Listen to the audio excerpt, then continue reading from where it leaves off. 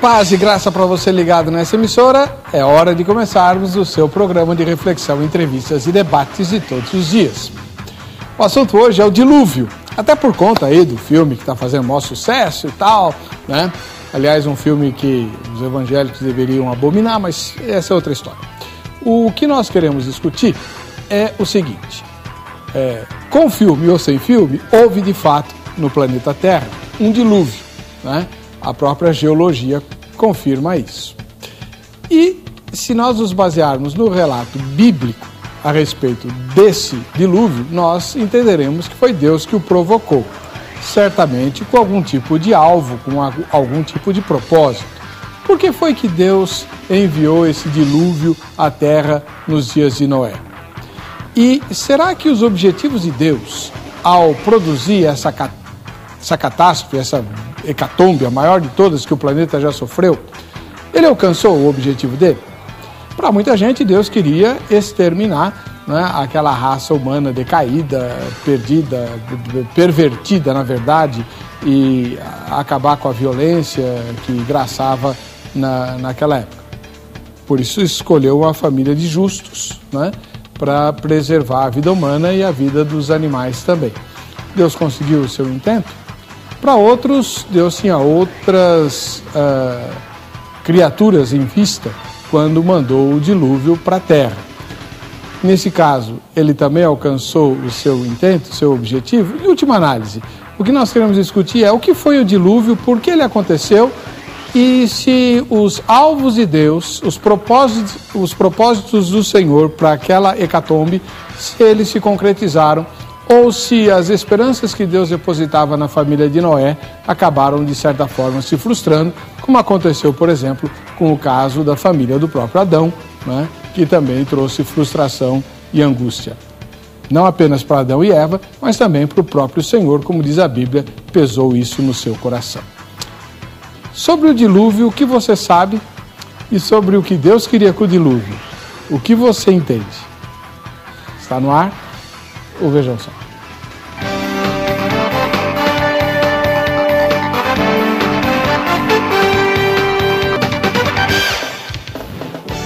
Olá, é com alegria que estamos iniciando mais esta edição do programa Vejam Só, com um prêmio muito especial hoje.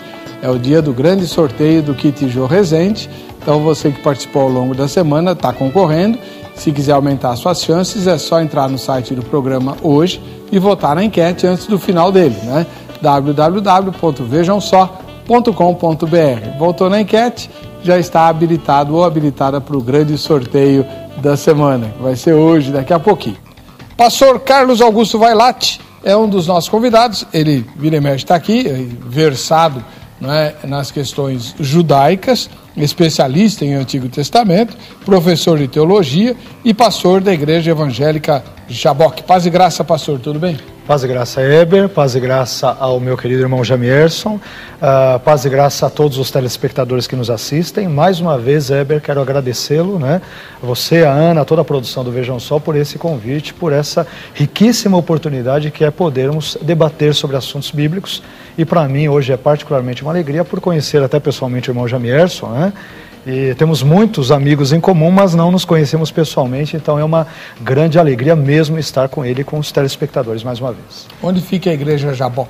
Fica ali na Vila Alpina, na rua Doutor Vicente Jacaglini, 834. Perto do crematório? Mais próximo de São Caetano do Sul do que do crematório, mas é um intermediário. Tá certo.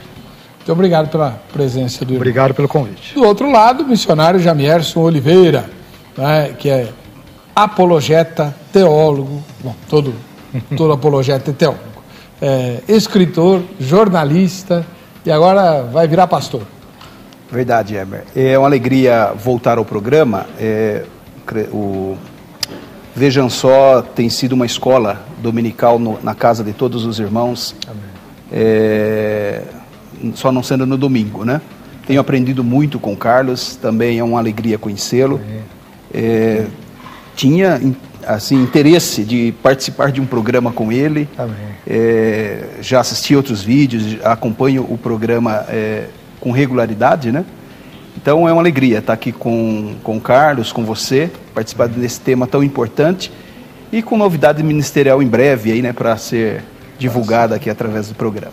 Muito bom. Amém. Durante muitos anos você foi o editor da revista Povos, né? Isso, a revista Povos, fui editor da revista, já não existe mais, mas a revista Defesa da Fé, a revista Apologética Cristã, e sempre atuando com literatura, mas voltado como ferramentas ministeriais de serviço da igreja, né? Uma alegria enorme estar com vocês. Muito bem. Repercutiu muito fortemente lá na minha igreja aquele programa, aquele debate que você fez sobre Trindade, né? É verdade. Inclusive o DVD foi preparado para servir de lição para a escola dominical lá. Esse tema até hoje ainda tem repercussão comigo, né? Meu e-mail, telefone, Facebook, nas ruas com os irmãos. Estou desafiado por diversos unicistas a voltar ao tema aqui. Bom, então um deles que se habilite a vir, porque deu um trabalho medonho para Ana conseguir um unicista que foi indicado pelo líder da denominação dele, ele mora em Manaus, se não me engano, eu sei que é lá no norte, e se não me engano é Manaus. Ele, um americano, ligou indicando a pessoa que veio ao programa, depois acharam ruim porque ele não se saiu muito bem, né? Mas foi indicado pelo presidente da denominação dele, o pastor americano lá em Manaus. Então, É importante você dizer isso porque... Os unicistas, mas unicista de igreja séria, né? Não vou ficar trazendo aqui franco atirador, isso não interessa. Eles não aceitam vir. Né? O Conjunto Voz da Verdade, que é o mais conhecido de todos, cansei de convidar para debater o unicismo. Eles aceitam qualquer tema, menos isso. Olha só. Nós vimos o perfil do irmão que debateu aqui comigo, né? O pastor José Evangelista, né? É um homem piedoso, né? Sem dúvida. Ficou muito claro para todos a seriedade dele com que ele leva o tema, a sua seriedade com a igreja a qual ele serve. Mas a divergência em relação ao assunto foi muito grande mesmo e com repercussão. Tem pelo menos uma meia dúzia que regularmente me desafiam a passar os dados dele para o programa e voltar ao debate, viu? Então tá, vamos fazer. Eu estou à disposição também. Nós, idem, com grande interesse, é lógico. Vamos lá. Mas o assunto hoje tem a ver com o dilúvio e você vai assistir agora a matéria que a nossa equipe de reportagem produziu apresentando o tema de hoje. Vejam só. A história da Arca de Noé começa no Gênesis, e o relato atesta que Deus avisou Noé 100 anos antes de ocorrer o dilúvio, quando tinha aproximadamente 500 anos de idade. Ou seja, quando o dilúvio começou, Noé tinha 600 anos.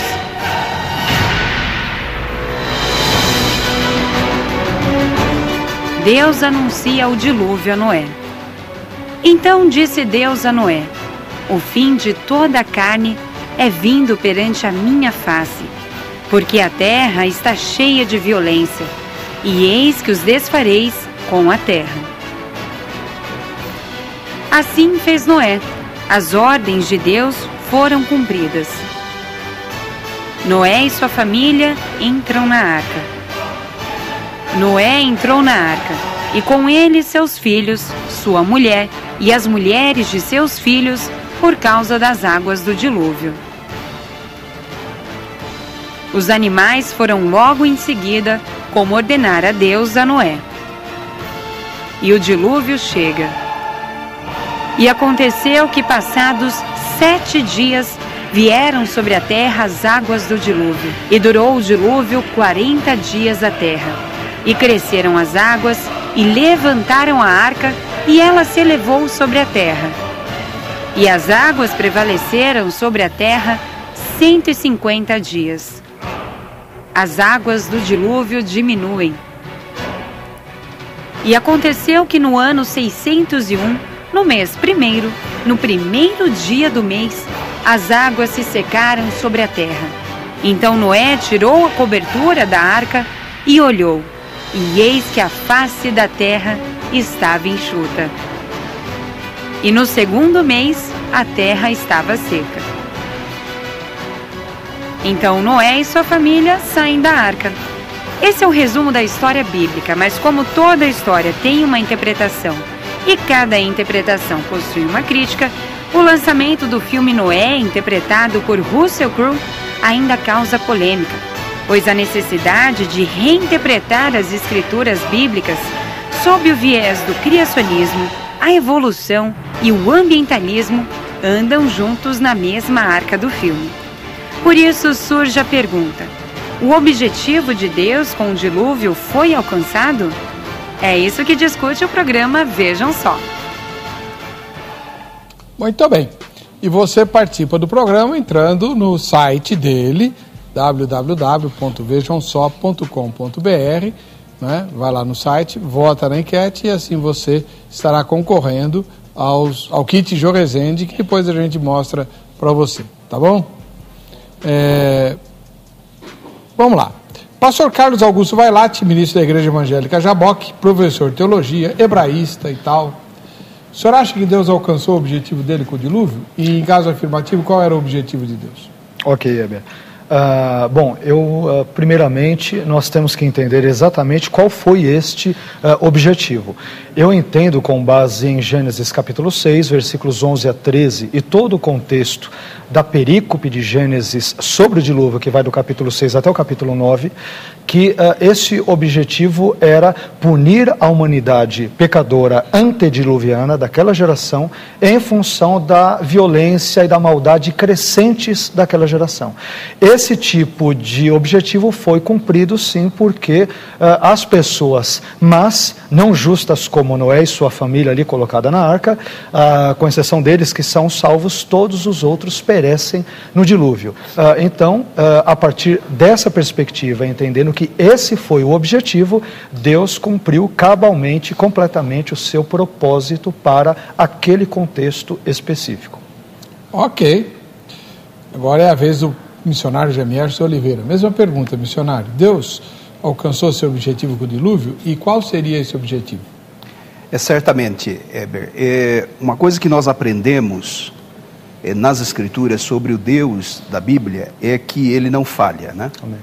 Então, todos os seus caminhos, por mais tenebrosos, por mais nebulosos que sejam, Deus ele tem um plano, com um objetivo traçado. Deus não improvisa. Então, isso é bom nós sabermos. O nosso Deus não tem improviso.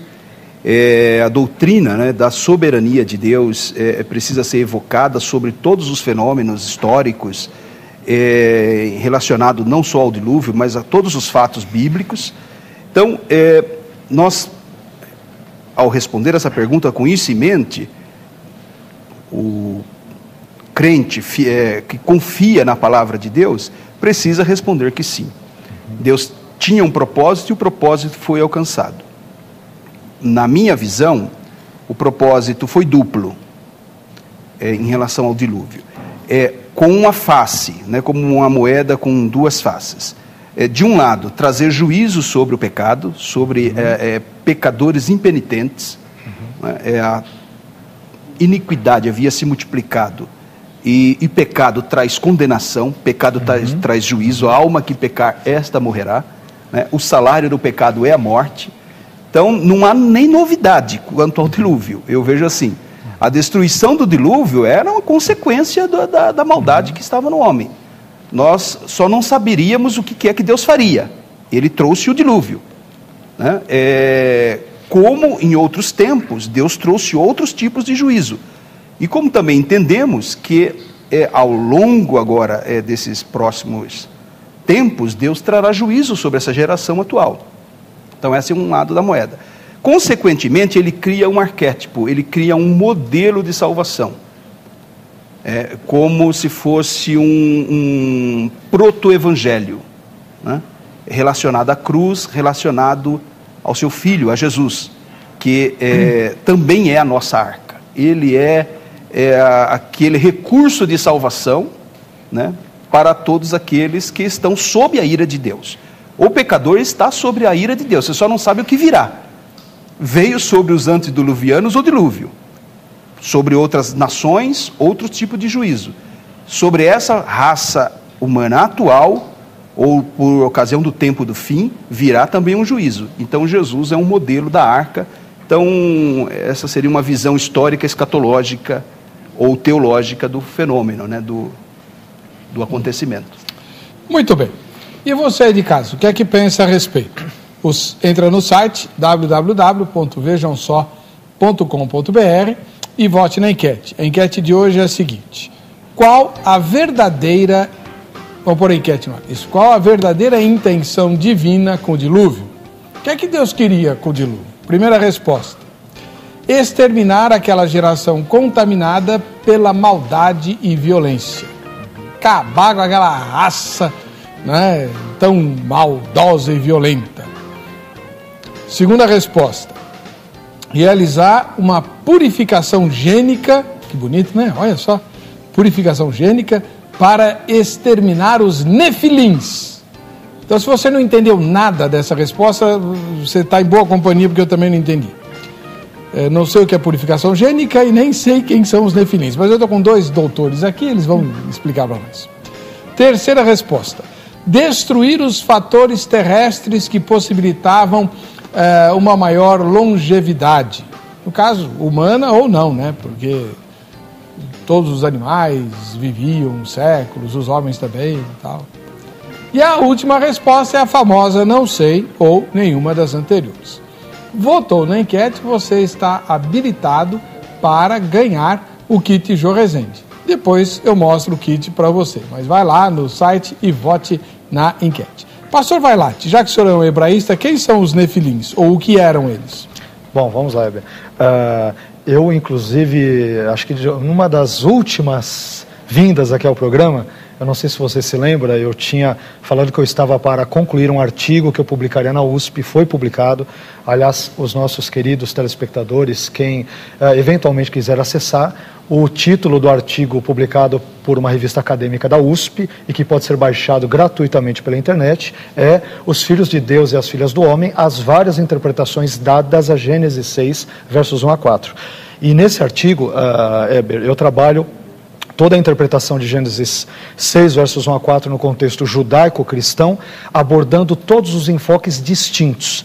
A ala do judaísmo que vê esse texto como sendo mitológico, a área cristã que o vê como mitológico, a área judaico-cristã que também vê como sendo uma referência à linhagem setita e caimita, consequentemente piedosa e ímpia de Sete, de Caim, e assim por diante. Os Nefilim, há uma grande discussão sobre quem eles são. Normalmente entende-se que o termo hebraico Nefilim, ele vem da forma verbal hebraica nafal, que quer dizer cair ou descer. Isso posto, nós podemos fazer uma série de normalmente conjecturas ou teorias sobre isso. Eu, particularmente, entendo que os Nefilim, de Gênesis 6, versos 1 a 4, eles são os Bnei Elohim, os filhos de Deus. Os filhos de Deus são aqueles que caíram, e, a meu ver, eles são seres angelicais ou celestiais. Não são a linhagem piedosa de Sete, a linhagem ímpia de Caim, envolvendo nesse contexto, a meu ver. Mas só uma perguntinha. Pois não, por favor. No relato original, em hebraico, o Nefilim, na nossa versão, não é traduzido por gigante? Sim. Então, uma das formas de entender esse texto é porque também o termo hebraico nafil, ele pode ser uma referência a gigantes. Todavia, como a maioria esmagadora dos termos, dos vocábulos em hebraico, eles são oriundos de raízes, então o termo Nefilim, visto como raiz de uma...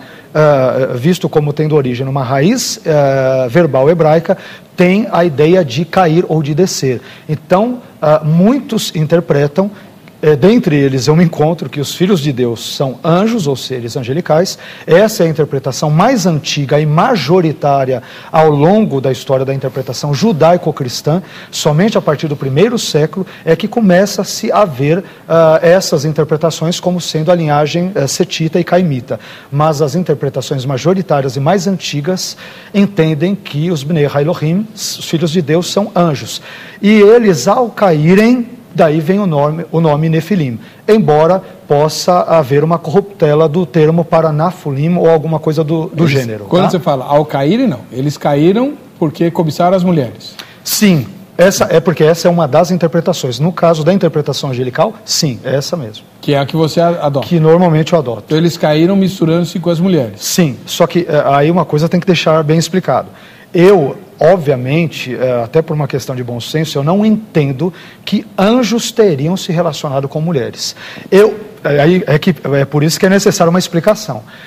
Eu entendo que essa era uma lenda popular da época, presente em Ur, Assur, Babilônia, em todos os contextos dos caldeus e assim por diante, e o autor bíblico de Gênesis capítulo 6, versos 1 a 4, que tem conhecimento e consciência plena de tal lenda, ele a cita no contexto imediatamente anterior ao dilúvio, com o propósito de ilustrar a tamanha maldade e violência humanas. É como se ele dissesse, aqui eu estou parafraseando, essa geração do dilúvio, ela é tão pecadora quanto aquela crença, a lenda que diz que anjos bons, em algum momento pelo seu livre-arbítrio, desejaram as mulheres, as cobiçaram, se relacionaram com elas e assim geraram uma série de seres monstruosos. Então, sem necessariamente tomar partido dessa crença, ele a cita para ilustrar a tamanha pecaminosidade do dilúvio. O que explica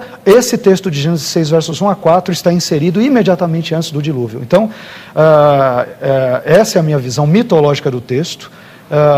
Que muitos, às vezes, a meu ver, interpretam mal, porque entendem que anjos realmente se relacionaram com mulheres. Tem muitos que acreditam. Eu, todavia, não creio. Eu creio que isso é apenas um elemento exemplificativo, ilustrativo, que vai lançar luz sobre a tamanha maldade, violência e pecaminosidade da geração do dilúvio. Não saia daí.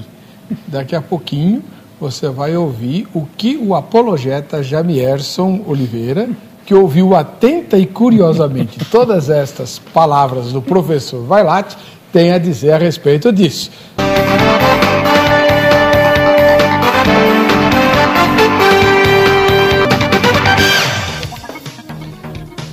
Muito bem, este é o programa Vejam Só, que hoje está discutindo se Deus alcançou os seus objetivos com o dilúvio. E o pastor Carlos Augusto Vailate, da Igreja Evangélica Jaboque, no bloco anterior, estava explicando para nós o que ele entende do relato inicial do dilúvio, Gênesis capítulo 6, inclusive a figura muito discutida dos tais, em português pode falar nefilins? Pode. Eu falo em nefilim porque é hebraico, mas em português sempre é nefilins, não tem erro não. Perfeito. E o missionário Jamierson, pelo que eu percebi, não estava lá muito concordando, né? De fato, há uma divergência, essa é até a razão de estarmos aqui, né? O programa sempre procura polarizar as opiniões, e eu estou consciente, Heber, de que essa é, na literatura, ao longo de toda a tradição judaica e até o começo da igreja cristã, essa é a visão, essa é a interpretação. Inclusive, se você procurar os manuais de teologia, os comentários bíblicos, quase que todos vão, se não sustentar, como o professor aqui foi mais categórico, eles estão inclinados a pensar dessa forma. Eu acho assim muito estranho esse comportamento teológico. Não sou um especialista no hebraico, nas línguas originais, e também não na cultura judaica, mas a gente precisa pensar assim. Toda a teologia bíblica, toda a história, todo o relato bíblico, ele é desprovido desses fatos mitológicos, titânicos, essas histórias epopeicas, extraordinárias de relacionamentos de seres espirituais com humanos. Você não encontra isso em toda a narrativa bíblica. Então você pega, claro que o espiritual está muito próximo, nós estamos... não é o termo correto, em mundos paralelos, né? O mundo espiritual está aqui do nosso lado, anjos estão ao nosso lado, acampam-se ao nosso redor, demônios nos rodeiam como leões querendo nos tragar, mas há uma distinção muito clara em todas as escrituras entre mundo espiritual e mundo físico. Então, você lê desde o Gênesis, na criação, até os últimos textos bíblicos, o que você vai encontrar é uma relação entre homens, Deus e seres espirituais, mas não a esse ponto de miscigenação. Então, primeiro, para mim, já é uma leitura geral das Escrituras muito estranha.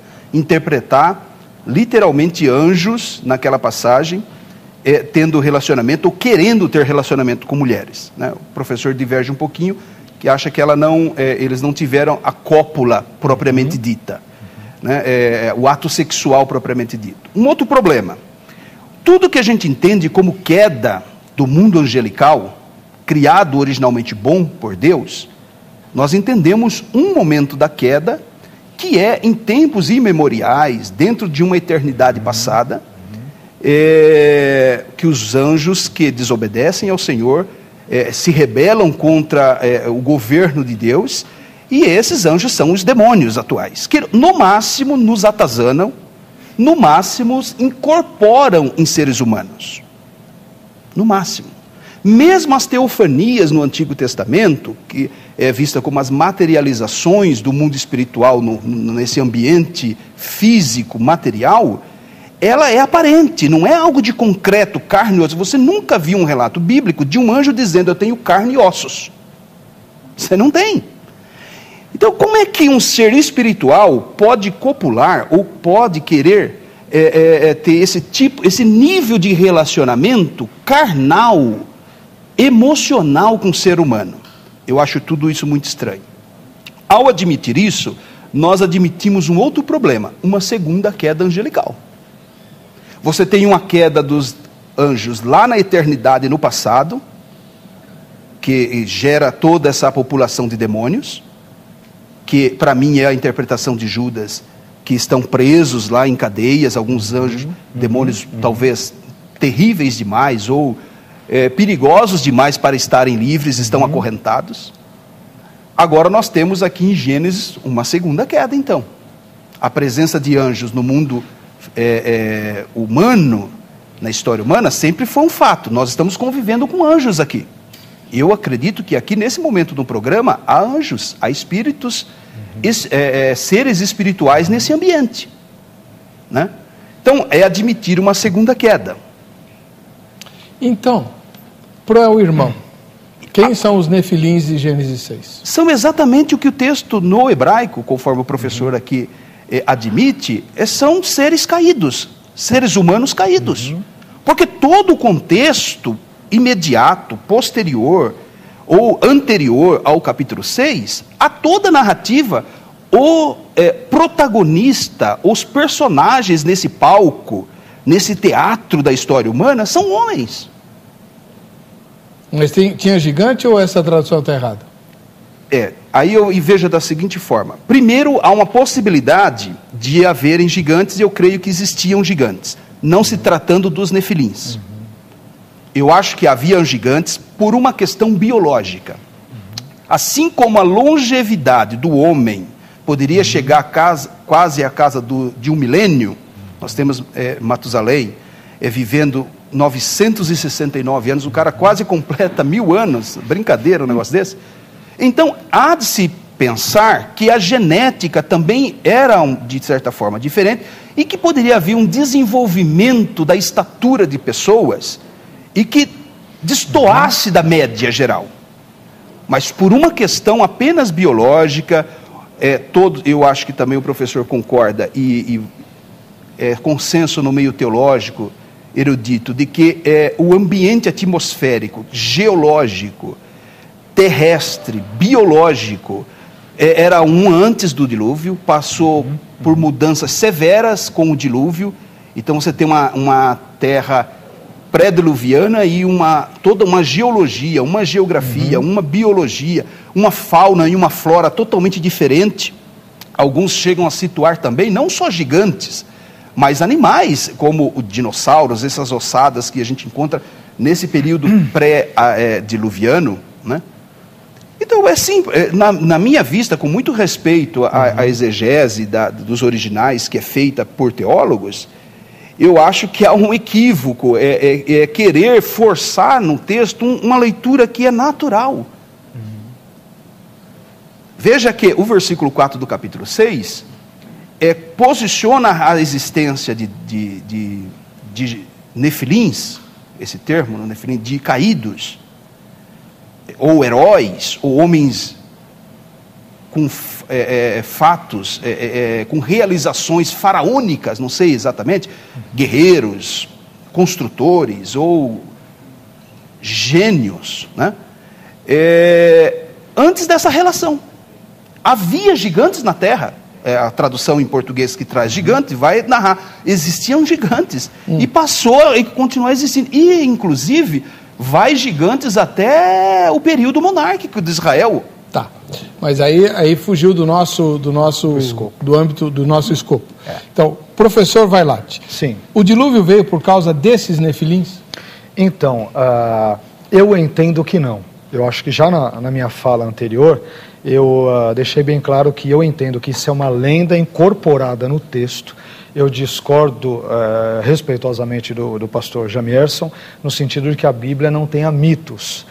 Eu, com todo o respeito do mundo, eu acho que um estudo sério do Antigo Testamento e do Novo mostrará que existem inúmeros mitos. Isso não quer dizer que a Bíblia seja um mito. É outra coisa diferente. Por exemplo, a própria ideia do dilúvio, eu acho que ela vai exemplificar isso de forma maravilhosa para o nosso tema de hoje. O tema de uma divindade ou de várias divindades que vencem o caos aquoso ou aquático, isto é, mares, rios, ele é um tema absolutamente comum na mitologia e crença do contexto do Antigo Oriente Médio. Está presente na Babilônia, está presente no Egito, está presente em todas as culturas circunvizinhas a Israel, e eu não posso ignorar esses fatos históricos, arqueológicos e teológicos, dentro dos quais Israel está inserido. Então, por exemplo, Heber, esse tema do Deus que prevalece sobre as águas, sendo as águas vistas como representação do mal, do caos, de demônios, porque antigamente os navios, os barcos, quando eles vão passar por certas regiões marítimas, eles naufragavam. Como que a mentalidade antiga explicava isso? Há seres malignos, espíritos, demônios, não que necessariamente tenhamos que crer nisso, mas a mentalidade dessas pessoas cria. Então, curiosamente, um dos temas que perpassa, que atravessa toda a Bíblia, é o tema do triunfo de Yahvé, de Deus, sobre as águas. Olha que curioso. Em Gênesis 1:2, o Espírito de Deus se move sobre a face das águas. Em Gênesis capítulo 6-9, a violência e o pecado são tão grandes sobre a terra, Deus manda um dilúvio para mostrar que Ele tem poder sobre as águas. Salmo 29, séculos depois, vai ler esse texto e vai falar: Deus está sentado sobre o dilúvio, Deus reina sobre as muitas águas. Mais adiante nós vamos ver que em Êxodo capítulo 14, Moisés com a sua vara, ali sob a ordem de Deus, obviamente, bate no mar de juncos, que chamamos de Mar Vermelho, abre as águas, para mostrar que Deus tem poder sobre as águas. Em Josué capítulo 3, quando o rio Jordão, no momento de enchente, miraculosamente aberto, de novo tem esse tema e o povo passa pelas águas. Em Jonas nós vemos que Deus tem poder sobre os animais, inclusive manda uma tempestade para poder, de certa forma, repreender ou punir o seu profeta. Quando pulamos e vamos para o Novo Testamento, Jesus, que é o Deus homem, ele anda sobre as águas, porque está em consonância com o tema presente em todo o Antigo Oriente Médio. E finalmente, quando nós vamos para Apocalipse, o fim de Apocalipse, diz lá, João diz: vi um novo céu e uma nova terra, e o mar, que representa o inimigo de Deus e todos os males que estão ali presentes, ele já não mais existe. Ou seja, Deus triunfou soberanamente, definitivamente sobre o mar. Então, mitologia, Jó tem muitos textos mitológicos. A ideia do Leviatã que aparece ali, a palavra hebraica Leviatã, ela pode se referir a uma serpente alada, tem uma série de outros termos. Lilith, que é citado no texto original de Isaías, é um termo mitológico, está na Bíblia, eu não posso ignorar isso. Isaías, no capítulo 34, nas nossas traduções, é que as nossas traduções não traduzem isso, elas traduzem Lilith, ou Lilith, por coruja, ou avestruz, um animal noturno. O que é Lilith? É uma rainha demônia no contexto mitológico judaico. Então, isso é mitologia. Só é usada assim? Sim, ali ela é usada, ela tem uma espécie de um duplo sentido. Ela é usada para se referir a um pássaro, porque Lilith era vista como uma deusa pássaro. Isso é mitologia. As 10 pragas do Egito, normalmente muitos estudiosos, eu sou suspeito para falar, porque minha tese de doutorado na USP é sobre as 10 pragas do Egito e a abertura do Mar Vermelho, né? Mas é mitologia pura. Então, de novo, com todo respeito... Quando o senhor fala mitologia, eu não tenho como negar. Não né? aconteceram? Então, é aí que talvez o professor precisa colocar melhor, porque eu acredito, por te conhecer a sua teologia, que você não está dizendo que o relato bíblico é um mito. Não, mas eu pronunciei, eu disse isso agora. Mas a palavra de Deus não é mito. Tudo isso que você está dizendo é o paralelismo da narrativa bíblica com conceitos culturais antigos. Sim, sim. Isso mas que são mitológicos. Isso é muito diferente de dizer que o relato ou que as afirmações bíblicas sejam mitológicas. Não, né? Okay. Não, mas que o dilúvio é um mito? Não é isso que você está dizendo. Exato, você está dizendo que perfeito. há um paralelismo entre a narrativa bíblica e o conhecimento humano antigo daquele período. Mas a gente precisa deixar mais claro isso para o telespectador que não é teólogo. Quando o irmão fala de mitos na Bíblia, isso põe em dúvida a fidelidade dos fatos ali narrados? Em hipótese alguma. Então, peraí. Agora, espera um pouquinho. Os fatos narrados, estamos falando de tudo aquilo, obviamente essencial e fundamental para a nossa fé. De novo, quando o autor bíblico ele cita, a meu ver, essa lenda sobre a união de anjos e seres humanos, que era absolutamente comum na mitologia do Antigo Oriente Médio, e eu acho que seria um pouquinho de inocência ou ingenuidade nossa não reconhecer e não ler isso.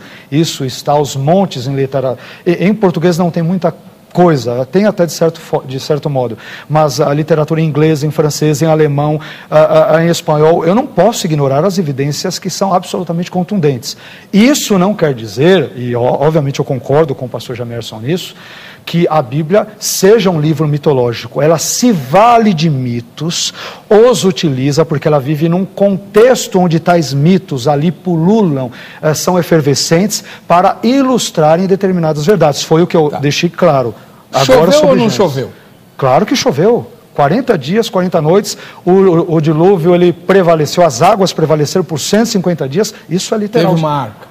Sim, detalhe, a palavra hebraica para arca, tevá, não é a ideia de um barco.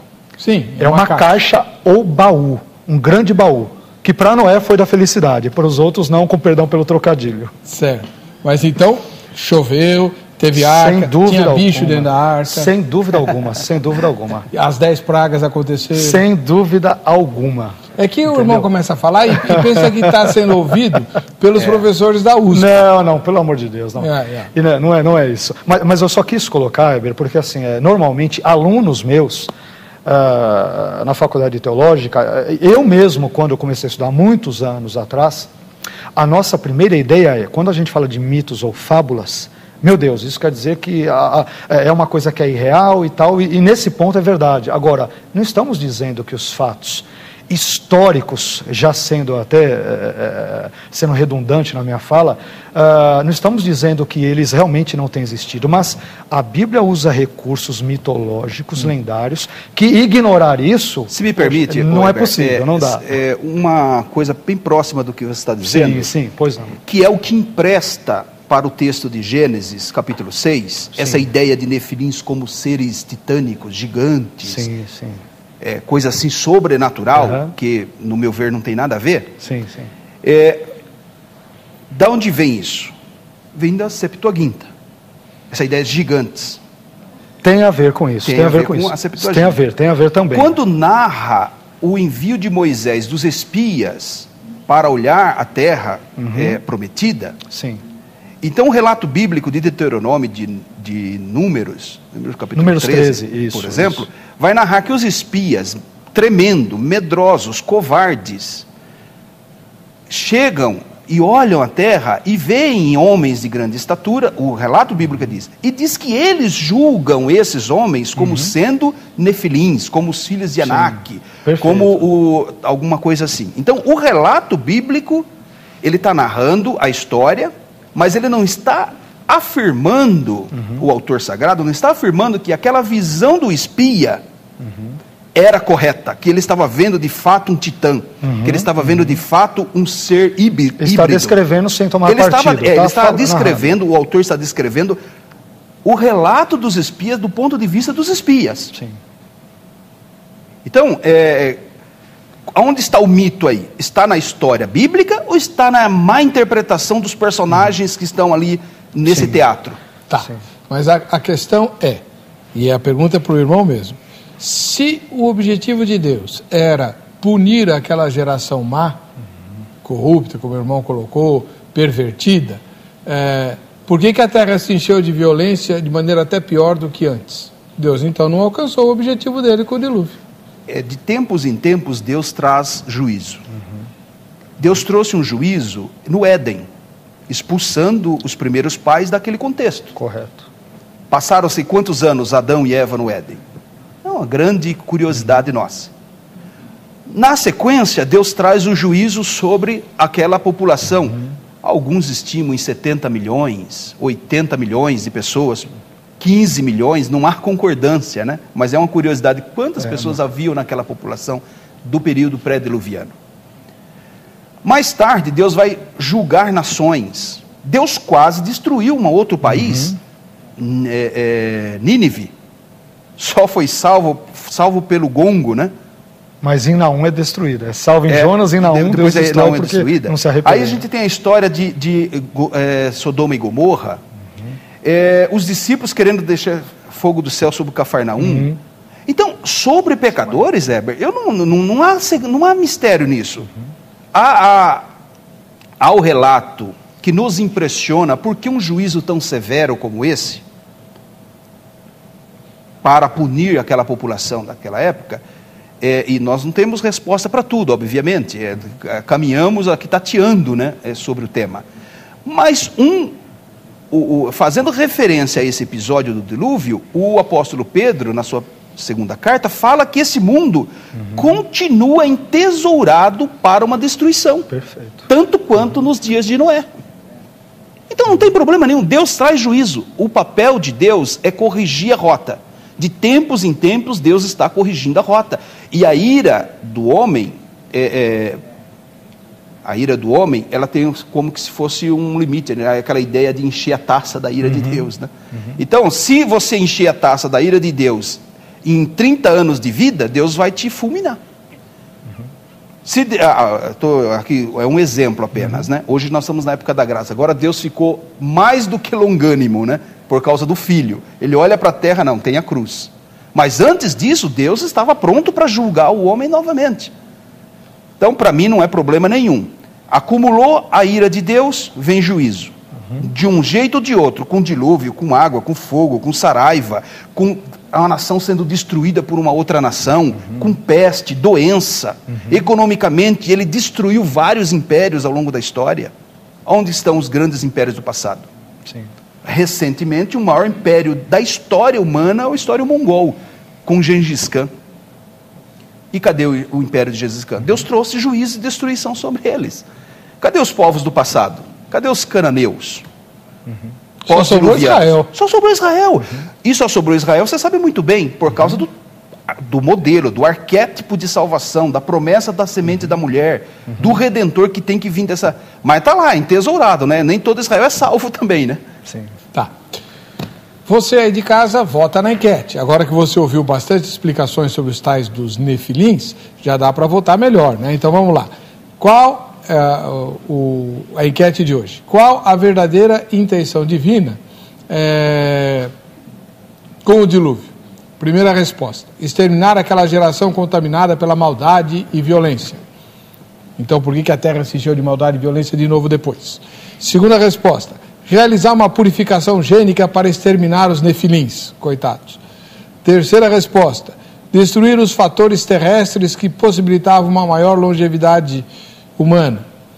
Quarta resposta: não sei ou nenhuma das anteriores. Se você votar, você estará habilitado para o sorteio que eu vou fazer já no próximo bloco do kit da Jô Rezende. Veja que vale a pena participar do programa. Olha o que você pode ganhar. Oi, amigos, estou aqui mais uma vez para para dar uma dica para você, ó. Tenho certeza que vai ficar feliz com a minha dica de hoje. Você que está passando aí por uma queda de cabelo muito forte, por excesso de química, alisamento, amaciamento, escova definitiva, escova progressiva. Você também que está com psoríase, que passou por radioquimioterapia. Eu tenho uma linha de tratamento de cabelo natural para você poder conservar os seus cabelos, né? Porque homem careca e mulher careca não dá. Essa minha linha é totalmente natural. Eu tenho kit de beleza que você pode adquirir pelo meu site. Kit de cabelo seco, kit de cabelo normal, kit para cabelos oleosos e agora uma novidade, estou lançando o kit restaurador, que é para um cabelo que passou por química, por excesso de tintura, alisamento, amaciamento, escova progressiva e definitiva. É o kit restaurador, que já vem completo para você cuidar do seu cabelo. E caso você queira marcar uma avaliação comigo, ligue para mim e faça uma agenda para um horário para o seu trabalho. Lá nós fazemos tratamento de terapia com massagens terapêuticas para recuperar o seu fio de cabelo e eles voltarem rápido. Gostaram da minha dica? Tenho certeza que você vai lá, vai tomar um cafezinho, um chazinho comigo. Muito bem. Professor Vailate, o senhor assistiu o filme? Com certeza. Assisti. Tá. No filme, os tais Nefilim são aqueles gigantes de pedra. Sim, né? Isso mesmo. Um bocado ridículos do meu ponto de vista. É verdade, concordo. Né? Concordo. Você gostou do filme? Olha, me perguntaram bastante, eu até fiz um comentário singelo na minha página no Facebook que deu pano para manga, né? Mas eu achei curioso que muitas pessoas que falaram que não assistiriam o filme, depois assistiram depois dos meus comentários. Eu entendo o seguinte, eu dei uma nota 5 para ele, a meu ver. Eu gostei da parte que ele mistura o pano de fundo bíblico com alguns textos apócrifos e com a ficção toda, porque ele é muito rico. Ora ele faz alusões ao gnosticismo, ora aos textos apócrifos, ora a uma ideia absolutamente contemporânea de ecologia, porque o propósito do dilúvio no filme é salvar os animais, e não a ideia de punir a raça humana pecadora e salvar apenas os justos. A proposta é esta. E a única coisa que, na minha opinião particular, eu achei que é um pouquinho exagerada, é que eu soube de vários pastores que proibiram membros de assistirem o filme, o que eu achei uma coisa absolutamente que não faz o menor sentido, porque é um filme interessante. Eu até dei a dica lá para quem quisesse assistir, fiz alguns comentários, né? Então, por exemplo, o texto ele não é fiel à Bíblia, sem dúvida alguma, né? A fruta lá que representa a fruta do Éden, que teria sido comida ali pelo filme, é uma espécie de uma manga, e que fica pulsando como se fosse um coração.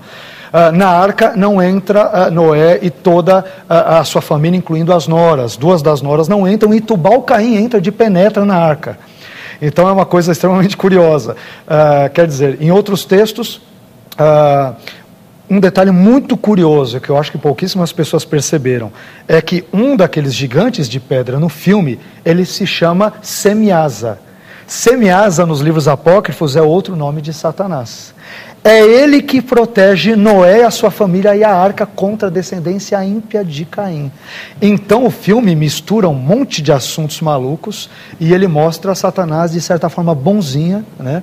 Como um ser bom. O Semiasa também é redimido?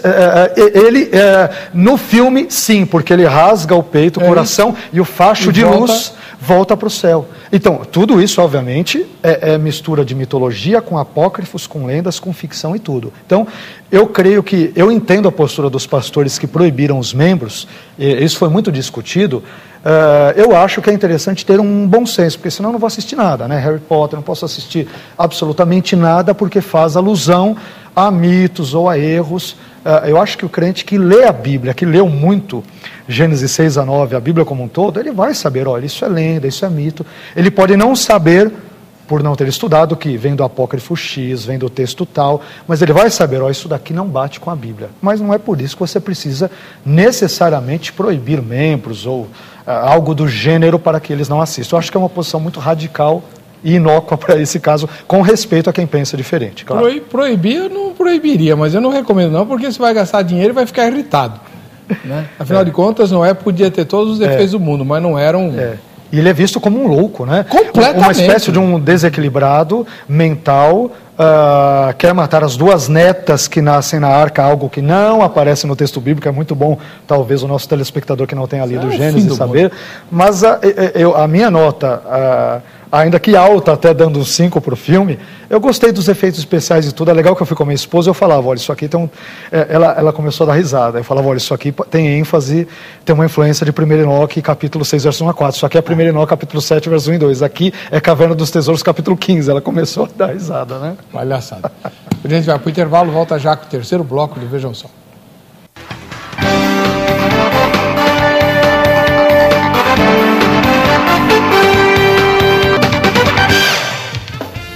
Muito bem, esse é o programa Vejam Só, agradecendo o carinho da sua audiência. Nós estamos aqui com o missionário Jamierson Oliveira, que é apologeta, teólogo, escritor, jornalista. E eu queria saber o que ele achou do filme também, né? Eu não assisti. Ah, não? Então não tá assisti. Economize seu dinheiro. Não, mas eu achei, o que a gente tem que... Nós não podemos criar expectativa com Hollywood, né? Hollywood é sensacionalista, é marqueteira. Quem? Hollywood claro. É sensacionalista, marqueteira. Ela pega um gancho bíblico, porque a Bíblia ela é um rico manual de criatividade. Todas as histórias bíblicas podem se tornar grandes produções cinematográficas. Talvez é o livro que melhor contenha ou inspire para isso. E já tem um público doidinho. Então, você pega, por exemplo, a população cristã do mundo. Temas relacionados, a mídia pensa nisso. Por mais que seja um cristão nominal, até membro de um grupo pseudo-cristão, tal, mas está relacionado ao tema. E ela não tem compromisso nenhum de fazer uma produção bíblica. Isso aí não deve se esperar dela, né? Mas a propaganda do filme foi na direção de que era uma reprodução fiel. Mas isso é um jogo de marketing. A gente precisa pensar do ponto de vista do estúdio, do comercial do estúdio. O marketing planeja, fomenta esse tipo de debate. Ele já sabe disso. É verdade. Agora, eu acho que o filme, mesmo com essas incongruências bíblicas, erros teológicos, ele fica assim, né? Joga uma mensagem, dá um assusto nas pessoas, né? Então, se por isso Deus inverte maldição em bênção, pode ser que eu vejo aí do ponto de vista missionário, né? Que se Deus quiser usar alguma coisa nesse sentido, pessoas possam ouvir mais o Evangelho, por terem assistido o filme, ficarem despertadas ao tema bíblico. A gente pode ser estratégico nessa hora. Até fazer uma produção de um filme, fazer uma peça na igreja, mostrar um outro filme, e convidar os vizinhos, e lançar a rede, né? A gente precisa sempre ter uma estratégia para firmar a palavra de Deus. Concordo. Pergunta para o pastor Vailate. Se, como o senhor mesmo disse no primeiro bloco, o objetivo principal de Deus com o dilúvio era exterminar aquela geração perversa, né? Não era mais fácil Deus matar os homens por meio de uma peste, de uma doença, ou o anjo da morte, como fez no Egito? Por que ele tinha que matar todos os animais, produzir toda aquela mortandade lá?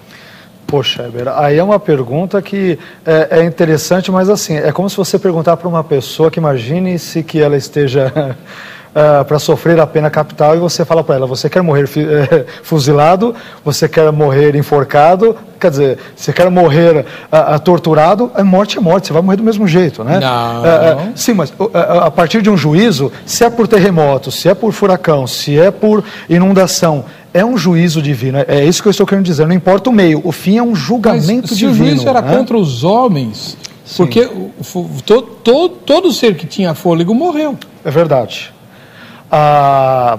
O que ocorre? Eu entendo, e aí obviamente nós vamos entrar, como o missionário Jamierson bem colocou, no âmbito das conjecturas, uma vez que a Bíblia se silencia sobre isso. A cultura judaica explica por quê.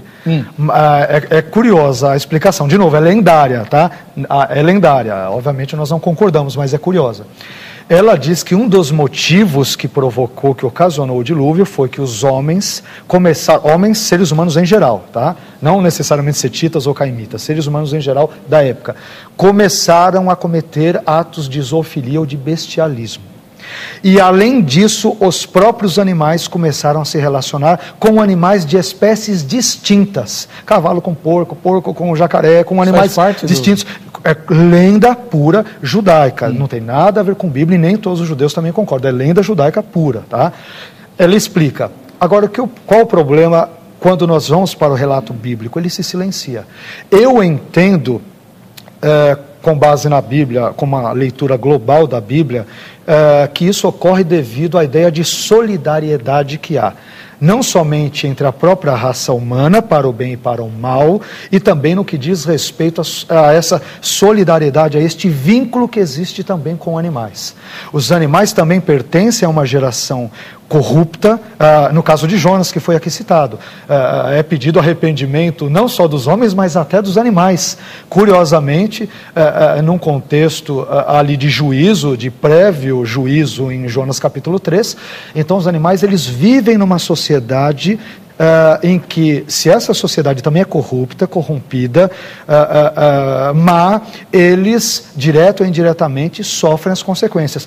Isso acontece até hoje, né? Poxa vida, hoje, dependendo dos nossos atos, pessoas inocentes, de um certo ponto de vista, não do ponto de vista teológico, divino, que todos nós somos pecadores, mas nós vemos um sujeito que pega um caminhão desgovernado, bate num ônibus, esses dias passaram programas na televisão, morrem 15, 20 pessoas, tem crente no meio, tem ímpio, vão juntos, porque nós vivemos num sistema que Deus planejou para que as nossas ações e reações impactassem positivamente ou negativamente o nosso próximo. Por isso que a Bíblia se antecipa a esse problema e fala: ame a Deus acima de tudo e ao próximo como a ti mesmo. Se você amasse realmente, ou se a humanidade amasse realmente a Deus e ao próximo como a Bíblia nos orienta, certamente nem um dilúvio, nem nenhum outro tipo de juízo viria. Ele há de vindo porque nós não respeitamos essa nossa relação interpessoal, que foi uma das condições com as quais Deus nos criou para vivermos neste mundo. Missionário Jamierson, ainda explorando esse lado da injustiça de Deus contra os animais, porque afinal de contas os animais que ele mandou entrar na arca entraram. Os homens que ele convidou não quiseram. Nem todos os animais, né? Como assim nem todos? Não, muitos animais morreram. Não, sim. Ok. Não, mas o Noé não ficou laçando o bicho, certo? Okay. Deus mandou os animais entrar na arca, eles entraram. Os homens foram convidados, não quiseram.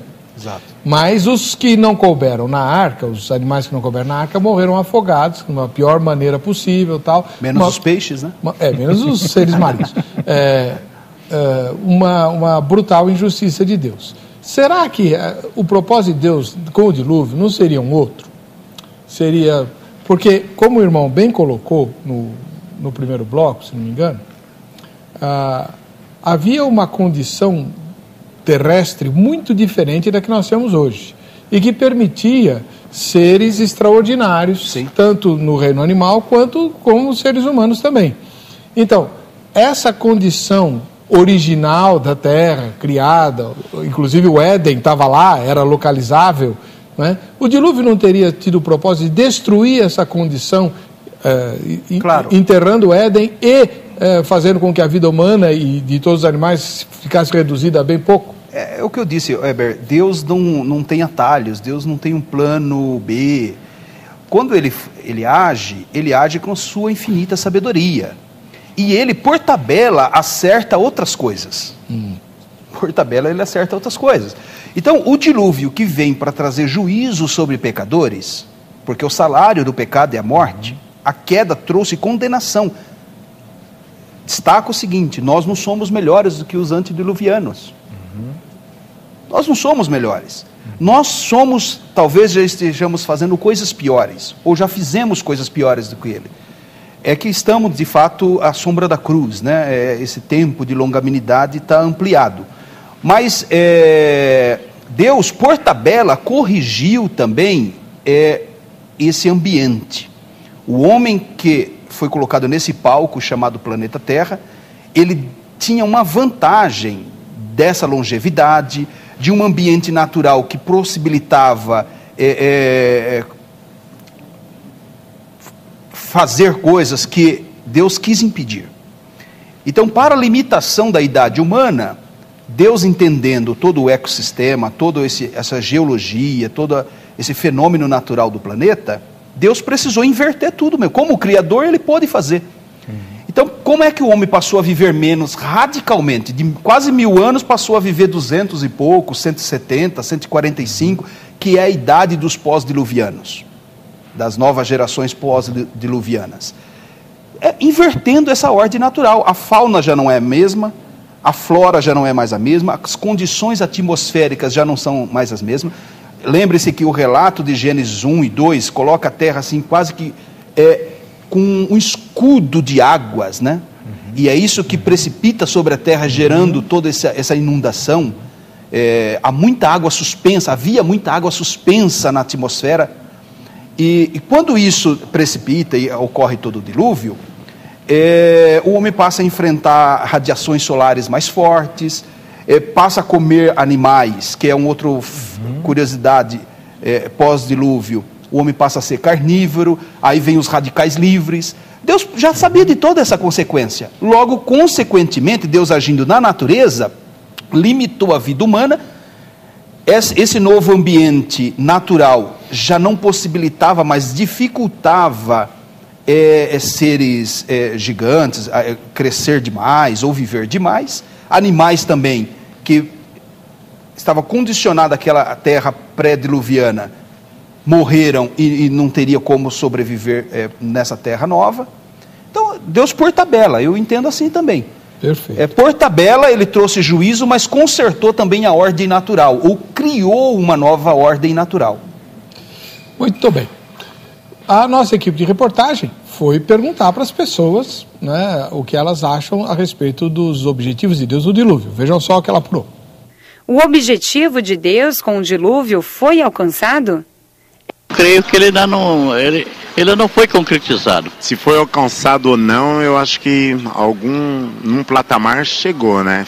Porque a gente permaneceu depois, agora estamos até agora, né? Respirando, o ar maravilhoso, a água que vem maravilhosa, eu acho que foi alcançado sim, viu? Acho que Deus permitiu, porque hoje o mundo está até parecido com aquela época já, né? Deus permitiu para dar uma nova chance e dar uma vida nova, né? Pessoas num começo novo com Deus. Só que às vezes eu comparo o tempo de hoje com aquele tempo. Está quase igual. Infelizmente. Que é muita coisa, pai matando filho, filho matando pai, as mulheres, né, sendo violentadas, todo tipo de violência contra as mulheres, como era na época, que as mulheres já sofriam muitas violências, porque os direitos das mulheres não eram reconhecidos. E hoje, infelizmente, estamos vivendo um retrocesso, infelizmente. Foi alcançado, sim, entendeu?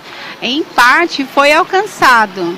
Mas com o passar do tempo, aí veio novas gerações, aí começou o desagrado do Senhor, mas tinha aqui, aí teve Moisés, né, que intercedia pelo povo, aí teve muita intercessão pelo povo, senão o Senhor, como o Senhor tinha feito um pacto com Noé, que não ia acontecer de novo o dilúvio, então Deus sempre lembrava do pacto que ele fez com Noé, por isso que não aconteceu, mas concretizou sim a vontade de Deus.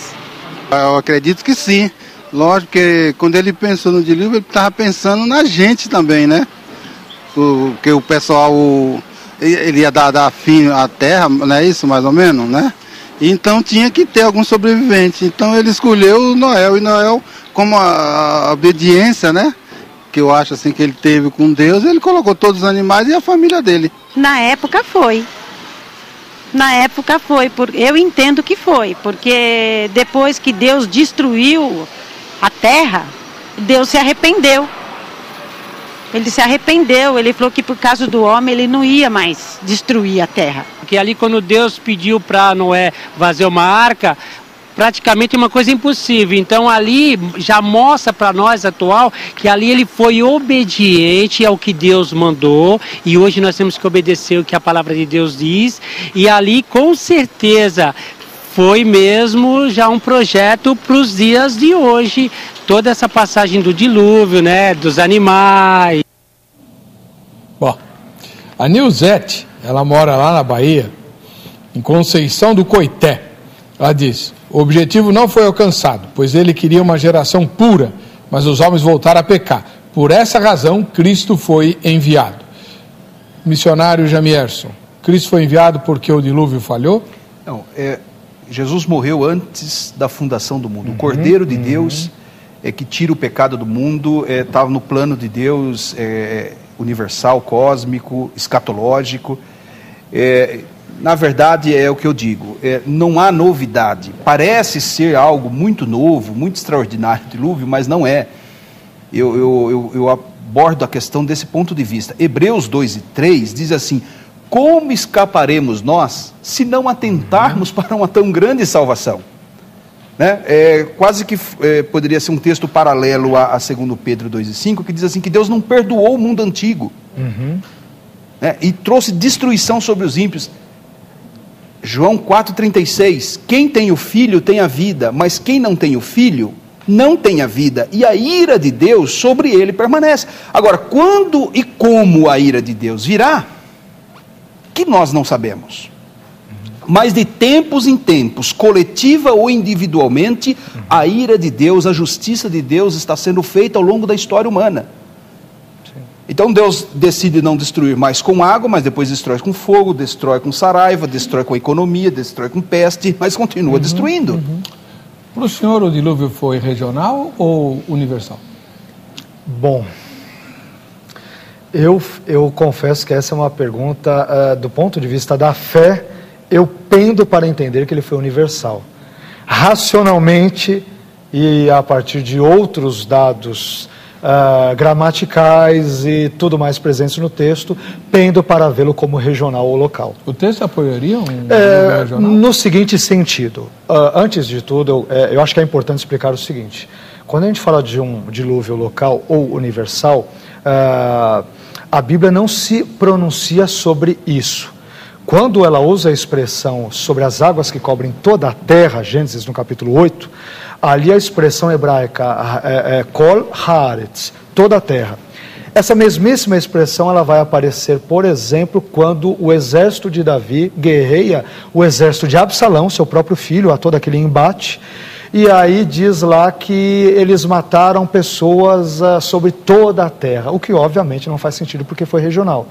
Em outro texto de 1 Crônicas, acho que capítulo 14, verso 17, vai dizer que o nome ou a fama de Davi ficou conhecida Kol Artsot, em todas as terras. Obviamente não é em todas as terras do mundo, em todas as terras circunvizinhas daquela localidade. Então,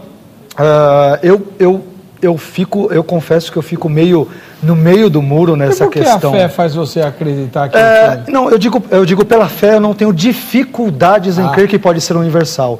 Biblicamente, não necessariamente ele deve ser visto como universal. Eu entendo que não pode ser visto como um critério de ortodoxia acreditar num dilúvio universal. Claro. O importante foi Deus quem enviou o dilúvio, foi de fato um dilúvio, foi um juízo dele feito contra os ímpios e paralelamente ele preservou os justos.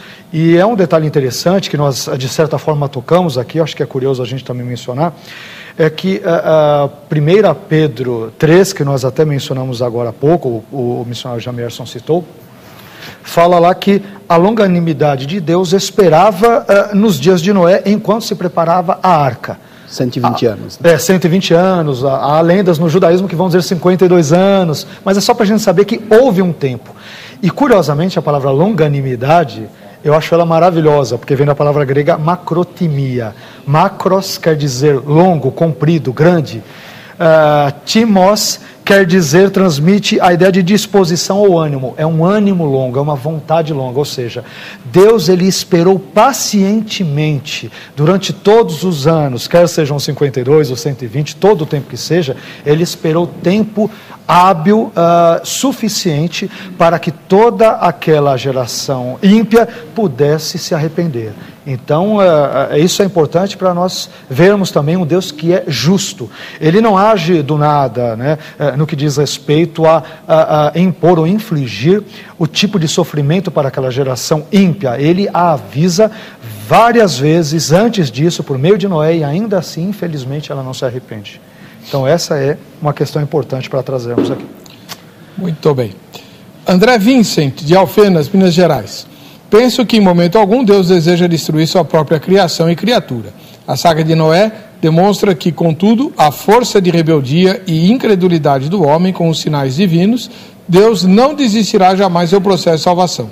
Noé, Abraão, Moisés e, por fim, seu próprio filho Jesus tornam-se marcos na história da humanidade pelos quais Deus nos mostra os dois únicos caminhos. Com ele a vida, sem ele a morte. Legal, né?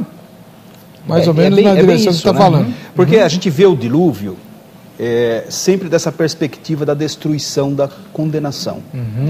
Mas, na verdade, Deus estava salvando a raça humana. Sim, sim.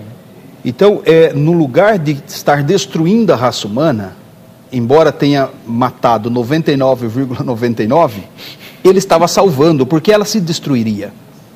Se Deus não resgata as 8 pessoas, né?